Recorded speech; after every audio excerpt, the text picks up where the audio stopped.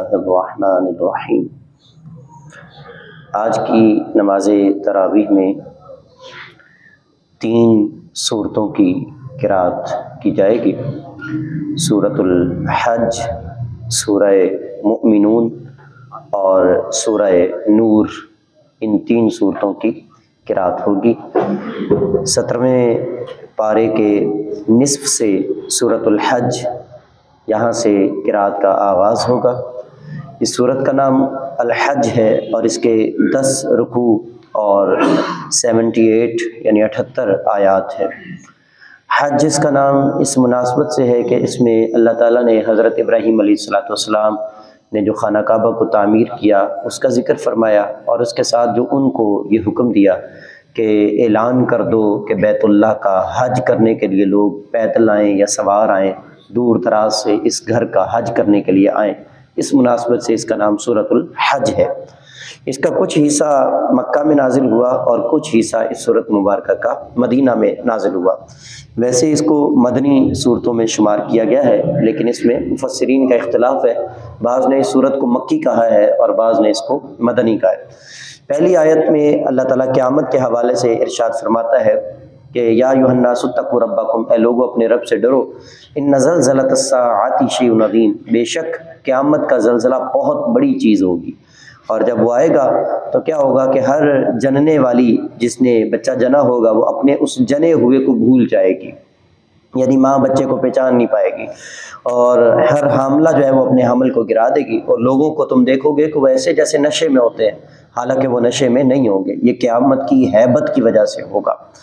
پھر ارشاد فرمایا لوگوں، بے شک اللہ نے تمہیں پیدا کیا ہے، اور مٹی سے نطفہ، نطفہ سے پھر علقہ، علقہ سے مدغہ، مدغہ سے پھر جو ہے وہ تمہارے رحموں میں جان پھونکی گئی، اور پھر فرمایا کہ ہم نے تمہیں ایک جوانی دی، اور پھر جوانی سے ہم تمہیں ایک ایسی عمر کی طرف لے کر آئیں گے جس میں تم پستی میں آ جاؤ گے، یعنی بڑھاپے کی طرف اشارہ کیا گیا۔ اس میں اللہ رب العزت جل شانہ نے توحید کے حوالے سے اپنی قدرتوں کا بیان فرمایا، اور فرمایا کیا تم نہیں دیکھتے زمین و آسمان میں جو کچھ ہے، سورج، چاند، ستارے، پہاڑ، درخت اور چوپائے جانور، سب اللہ کو سجدہ کرتے ہیں۔ اس آیت کو پڑھتے ہوئے آج انشاءاللہ 14 سجدوں میں سے 6واں سجدہ ادا کیا جائے گا۔ ارشاد فرمایا وہ لوگ جو ایمان لائے اور نیک عمل کیے، اللہ تعالیٰ ان کو جنت میں داخل فرمائے گا۔ ابراہیم علیہ السلام کو ارشاد فرمایا کہ آپ میرے گھر کو طواف کرنے والوں کے لیے، قیام، رکوع اور سجدہ کرنے والوں کے لیے پاک صاف رکھیں۔ تو مسجدیں بھی اللہ کا گھر ہے، ان کو بھی پاک صاف رکھنا چاہیے کہ یہاں بھی رکوع اور سجدہ اور قیام ہوتا ہے۔ پھر فرمایا کہ لوگوں میں حج کا اعلان کرو۔ قربانی کے حوالے سے ذکر ارشاد فرمایا، اور قربانی کے تفصیلی احکامات بھی اسی صورت مبارکہ میں حج کے ضمن میں بیان فرمائے۔ فرمایا خبردار، اللہ کی بارگاہ میں گوشت نہیں پہنچتا اور نہ ہی خون پہنچتا ہے، بلکہ اللہ تو دلوں کا تقویٰ دیکھتا ہے، یعنی وہ یہ نہیں دیکھتا کہ کون سا جانور کر رہے ہو، کتنا موٹا کر رہے ہو، کتنا بڑا کر رہے ہو، وغیرہ وغیرہ۔ اللہ کو گوشت سے کوئی غرض نہیں ہے، اللہ تو تمہارے دلوں کا تقویٰ دیکھتا ہے کہ تم اس کی راہ میں کیا کر رہے ہو اور کیسا کر رہے ہو۔ یہ وہ صورت مبارکہ ہے جس میں سب سے پہلے جہاد کی اجازت دی گئی۔ آپ صلی اللہ علیہ وسلم جب مدینہ ہجرت فرما گئے تو مدینہ میں آپ علیہ السلام پر وہ آیت نازل ہوئی جس کے ذریعے جہاد کی اجازت، کیونکہ اس سے پہلے جہاد کی اجازت نہیں، اور جہاد سے پہلے سب سے بڑا عمل جو تھا فضیلت والا وہ ہجرت تھا، اور ہجرت کے بعد سب سے فضیلت والا عمل وہ جہاد قرار پایا۔ اذن للذین یقاتلون بانہم ظلموا، اس آیت کی روح سے جو ہے وہ جہاد کی اجازت دی گئی۔ اور پھر فرمایا اگر تم جہاد نہیں کرو گے تو ایک وقت آئے گا کہ تمہیں مسجدوں سے بھی نکال دیا جائے گا اور سب کچھ تہس نہس کر دیا جائے گا، اور اللہ تمہاری مدد کرے گا، تم بھی اللہ کی مدد کرو۔ تو اللہ کی مدد سے مراد کہ اللہ کی راہ میں لڑو اور دین کی اشاعت میں اپنا کردار ادا کرو۔ مختلف قوموں کا ذکر فرمایا، اور پھر فرمایا ہم نے آپ سے پہلے بھی جتنے رسول بھیجے ہیں اور قوموں کو جو ہے وہ شیطان نے ورگلانے کی کوشش کی ہے، تو ہم نے ان قوموں کو تباہ و برباد کر دیا۔ اللہ تعالیٰ نے اس میں اپنی قدرت کے حوالے سے مختلف باتوں کو بیان فرمایا، اور اس کے آخری رکوع میں اللہ تعالیٰ نے اس بات کو بیان فرمایا کہ اے ایمان والو، اللہ کی بارگاہ میں اس کی عبادت کرو اور رکوع کرو سجدے کرو تاکہ تم فلاح پا جاؤ۔ اور آخری آیت اس سورہ حج کی، اس میں ارشاد فرمایا نماز قائم کرو زکوٰۃ دو اور اللہ کی رسی کو مضبوطی سے تھامو، وہی تمہارا مولا ہے، بہتر مولا اور بہتر مددگار ہے۔ 18ویں پارے کا آغاز ہوتا ہے سورۃ المومنون سے، مکی صورت ہے، 118 آیات اور 6 رکوع ہے۔ اس صورت کا نام مومنون اس لیے ہے کہ اس صورت کے آغاز میں ابتدائی 10 آیات میں اللہ تعالیٰ مومنوں کی صفات بیان فرماتا ہے۔ حضرت اماں عائشہ صدیقہ طیبہ طاہرہ سلام اللہ علیہ سے پوچھا گیا کہ رسول اللہ صلی اللہ علیہ وسلم کا اخلاق کیسا تھا، تو انہوں نے جواب دیا کیا آپ نے قرآن نہیں پڑھا؟ رسول اللہ صلی اللہ علیہ وسلم کا جو اخلاق ہے وہ قرآن ہی ہے۔ اور پھر انہوں نے یہ بیان فرمایا کہ سورۃ المؤمنون کی 10 آیات کو پڑھ لو، تمہیں پتہ چل جائے گا حضور کا اخلاق کیسا تھا۔ یہ سورۃ المؤمنون ہے۔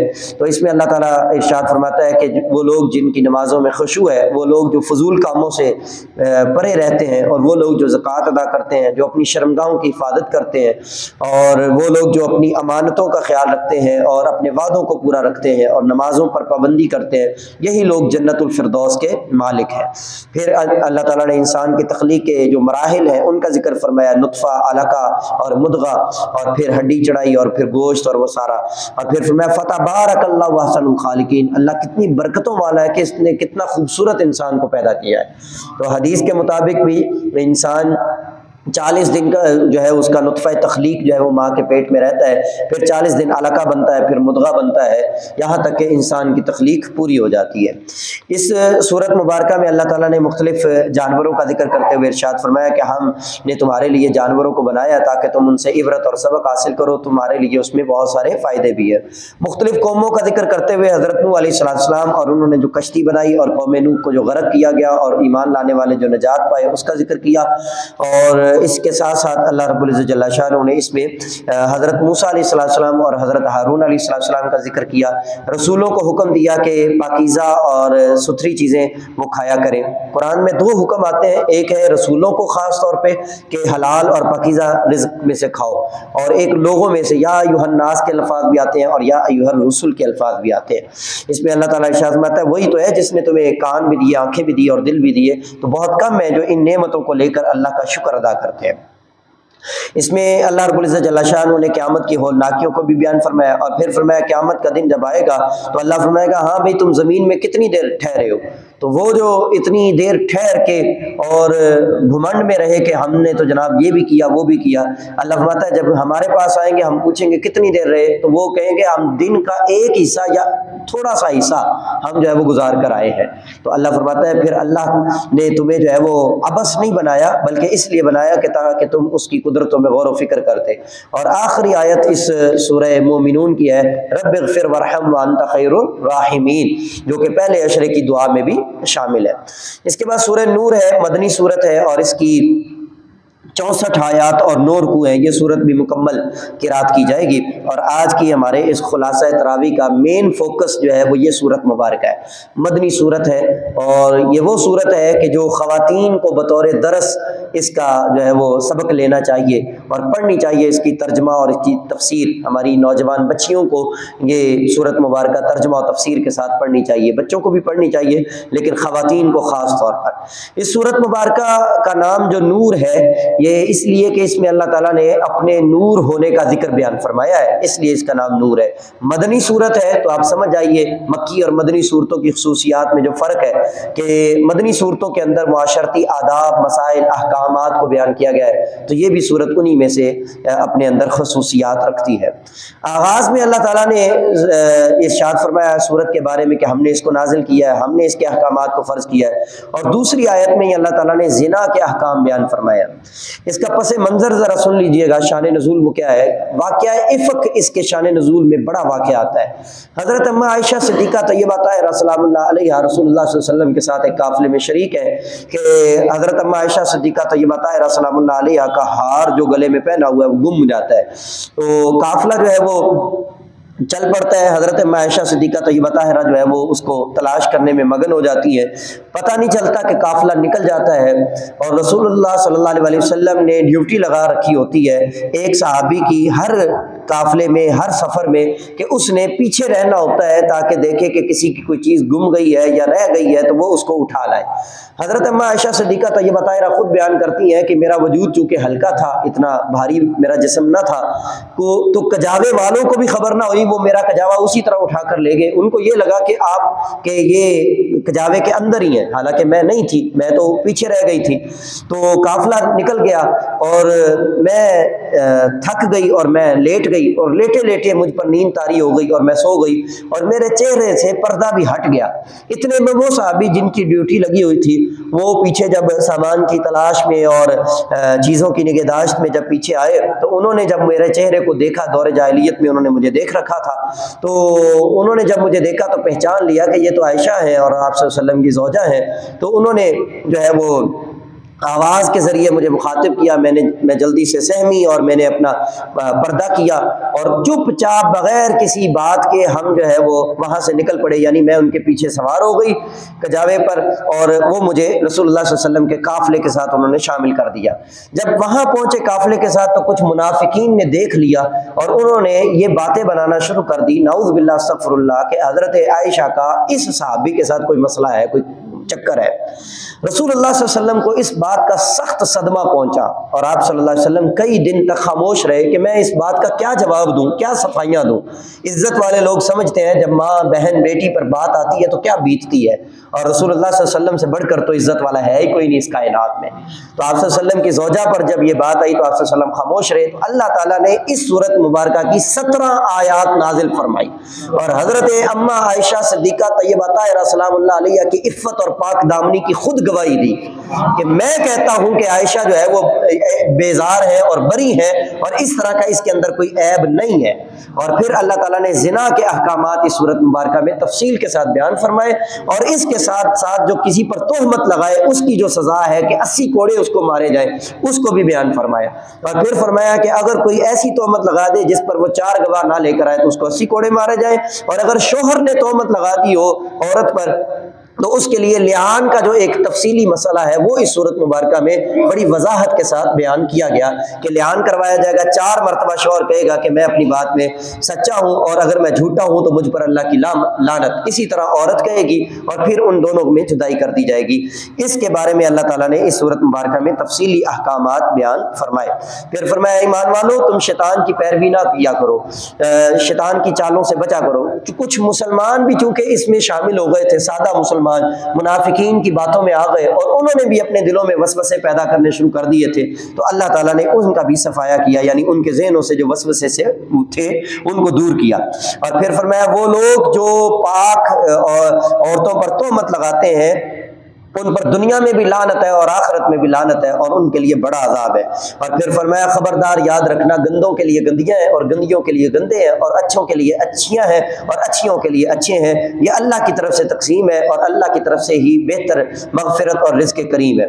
پھر گھر میں داخل ہونے کے آداب کو بیان کرتے ہوئے ارشاد فرمایا ایمان والو جب تم کسی کے گھر میں داخل ہوا کرو تو بغیر اجازت کے نہ جایا کرو، اور سلام بھی کر لیا کرو جب گھر میں داخل ہو۔ رسول اللہ صلی اللہ علیہ وسلم کی حدیث ہے کہ جب گھر میں داخل ہوتے وقت سلام کر لیا جائے تو شیطان اپنے کرندوں سے کہہ رہا ہوتا ہے کہ اب اس گھر میں ہمارا داخلہ بند ہو گیا ہے، اور جب کوئی اللہ کا نام نہ لے یا سلام نہ کرے تو پھر شیطان کہتا ہے کہ بھئی آ جاؤ اب ہم سارے کے سارے اس گھر میں ڈیرا جما لیتے ہیں۔ تو اس لیے جو ہے وہ جب گھر میں داخل ہو تو گھر میں داخل ہونے کی دعا بھی پڑھ لینی چاہیے، سلام بھی کرنا چاہیے، اور جو سنتیں اور آداب ہیں ان پر عمل کرنا چاہیے۔ اس کی آیت نمبر 30 میں اللہ تعالیٰ نے مومن مردوں کو حکم ارشاد فرمایا کہ اپنی نظروں کی حفاظت کریں اور اپنی شرمگاہوں کی حفاظت کریں۔ آپ صلی اللہ علیہ وسلم کا وہ فرمان حکمت بھرا، فرمایا تم مجھے 2 چیزوں کی ضمانت دو، میں جنتی ہونے کی ضمانت دیتا ہوں، ایک وہ جو 2 جبڑوں کے درمیان ہے اور ایک وہ جو 2 ٹانگوں کے درمیان ہے، یعنی شرمگاہ کی اور زبان کی حفاظت کی ضمانت دے دو، میں تمہیں جنتی ہونے کی ضمانت دیتا ہوں۔ عورتوں کو بھی ارشاد فرمایا کہ وہ بھی اپنی شرمگاہوں کی حفاظت کریں اور اپنی نظروں کی حفاظت کریں اور اپنی زینت کو ظاہر نہ کریں۔ عورتوں کے احکام جو ہے وہ اس صورت کے اندر تفصیل کے ساتھ پردے کے احکام بیان کیے گئے ہیں، اور پھر فرمایا کہ وہ اپنی زینت کو ظاہر نہ کرے، یہاں تک کہ اپنا پاؤں بھی زمین پر زور سے نہ مارے کہ تاکہ کہیں مردوں تک آواز پہنچ نہ جائے اور مرد متوجہ نہ ہو جائے کہ یہ کون ہے۔ یہاں تک حکم ہے. یہی وجہ ہے کہ عورت کے لیے خوشبو اور باقی چیزیں. ہم نے جو ابھی ریسنٹلی رمضان میں ایک کتاب کی رونمائی کی ہے دینی تربیت نصاب، اس کے اندر میں نے ایک پورا چیپٹر بنایا ہے عورت اور احکام پردہ.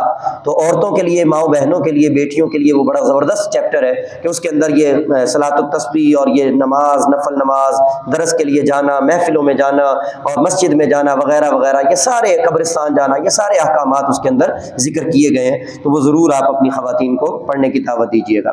اس میں اللہ تعالیٰ نے نکاح کے احکامات کو بیان فرمایا کہ اپنی شرمگاہوں کی حفاظت کرو، اور پھر اپنے جو نوجوان ہیں، کنوارے ہیں، ان کو چاہیے کہ وہ نکاح کر لیں تاکہ ان کی شرمگاہوں کی حفاظت برقرار رہے. پھر ارشاد میں اللہ ہی نور ہے آسمانوں اور زمینوں کا، اور اس کے نور کی مثال تو ایک چراغ کی مانند ہے جو کہ زیتون کے درخت سے روشن ہے، اور اس کی روشنی ایسی ہے اور درخت وہ ایسا ہے کہ جس کو آگ بھی نہیں چھو سکتی. نور علی نور، نور ہی نور ہے اللہ تعالیٰ. تو اللہ تعالیٰ تو نور ہی نور ہے، اور وہ مثالیں بیان فرماتا ہے لوگوں کے لیے. پھر ارشاد فرمایا کہ اللہ کے بندے وہ ہیں کہ تجارت ہو یا خرید و فروخت ہو، اللہ کے ذکر سے وہ غافل نہیں ہوتے. پھر ارشاد فرمایا اسی میں کہ بے شک تم دیکھتے نہیں کہ زمین و آسمان میں جو کچھ ہے وہ سب اللہ کی تسبیح بیان کرتے ہیں. اس میں اللہ تعالیٰ نے مومنوں کا اور کافروں کا رویہ بیان فرمایا کہ کافر جو ہے وہ اللہ تعالیٰ کی آیات کو سن کر اطاعت سے منہ موڑتے ہیں، جبکہ مومن جو ہے وہ اللہ اور اس کے رسول کی احکام پر عمل کی کوشش کرتے ہیں اور کہتے ہیں سمعنا واطعنا. اللہ فرماتا ہے واولئک هم المفلحون، یہی لوگ کامیاب ہونے والے ہیں. جانوروں کے حوالے سے ارشاد میں کچھ جانور ایسے ہیں جو زمین پر چلتے ہیں، کچھ ایسے ہیں کہ جو پیٹ کے بل، اور کچھ ایسے ہیں جو پاؤں سے، اور کچھ ایسے ہیں جو 4 پاؤں والے ہیں. تو ان کا اللہ تعالیٰ نے ذکر ارشاد فرمایا.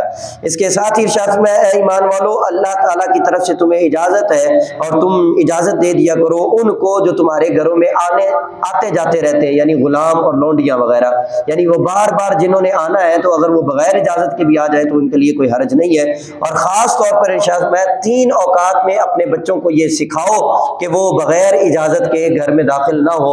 وہ 3 اوقات کون سے ہیں؟ ایک فجر سے پہلے کا، اور ایک دوپہر کا جب تم قیلولے کے لیے لیٹے ہو، اور تیسرا جو ہے وہ عشاء کے بعد کا. فرمایا یہ تمہارے بے پردگی کے اوقات ہیں، تو لہذا ایسے میں تم جو ہے وہ اپنے بچوں کی تربیت کرو کہ وہ بغیر اجازت کے گھر میں یا کمرے میں داخل نہ ہو. تو کتنے خوبصورت طریقے سے اللہ تعالیٰ نے اس بات کو بھی بیان فرمایا ہے، اور اس میں انسانوں کا ہی بھلا ہے، مومنوں کا ہی فائدہ ہے. پھر ارشاد فرمایا کہ کوئی حرج نہیں ہے ان عورتوں پر کہ جو بوڑھی ہو چکی ہیں کہ اگر وہ پردے میں تھوڑی سی بے احتیاطی بھی برت لے، یعنی کہ اگر وہ اپنے اوڑھنیوں کو، اپنے سینوں کو نہ چھپائیں اوڑھنیوں سے، تو ان پر کوئی حرج نہیں ہے. لیکن اگر وہ تب بھی بڑھاپے میں آ کے بھی پردے کا خیال رکھتی ہیں تو فرمایا یہ ان کے لیے بہتر ہی بہتر ہے، یہ ان کے لیے فائدہ ہے.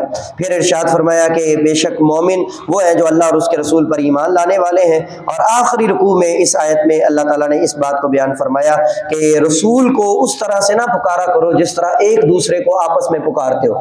یہی وجہ ہے کہ علماء نے منع کیا ہے کہ رسول اللہ صلی اللہ علیہ وسلم کو یا محمد نہیں کہنا چاہیے. اب تو بہت ساری ایسی نعتیہ کلام بھی آ گئے ہیں یا محمد والے، لیکن اس سے بچنا چاہیے. اللہ تعالیٰ نے قرآن مجید میں ہر نبی کو نام کے ساتھ مخاطب کیا ہے، لیکن رسول اللہ صلی اللہ علیہ وسلم کو یا محمد کہہ کے کہیں بھی پورے قرآن میں مخاطب نہیں کیا. اس لیے نہیں کیا تاکہ بعد والوں کے لیے بھی دلیل نہ بن جائے. تو جب اللہ نہیں کر رہا تو ہم کیسے کر سکتے ہیں؟ تو حضور کو کیسے پکارا جائے؟ یا رسول اللہ کہا جائے، یا حبیب اللہ، یا نبی اللہ. پیارے پیارے القابات جو اللہ نے ذکر کیے ہیں. آخری آیت ہے سورۃ النور کی اور آج کی قرات کی. اللہ فرماتا ہے الا ان للہ ما فی السماوات والارض، خبردار اللہ ہی کے لیے جو کچھ آسمانوں میں اور جو کچھ زمینوں میں ہے، وہ جانتا ہے جو کچھ تم کرتے ہو اور اسی کی طرف تم نے لوٹ کر جانا ہے، پھر وہ تمہارے عملوں کی تمہیں خبر دے دے گا. واللہ بکل شیء علیم، اور اللہ ہر چیز کو جاننے والا ہے. اللہ تعالیٰ قرآن مجید کی سورہ حج، سورہ مومنون اور سورہ نور کی جملہ تعلیمات، احکامات اور ہدایات پر عمل کی توفیق عطا فرمائے.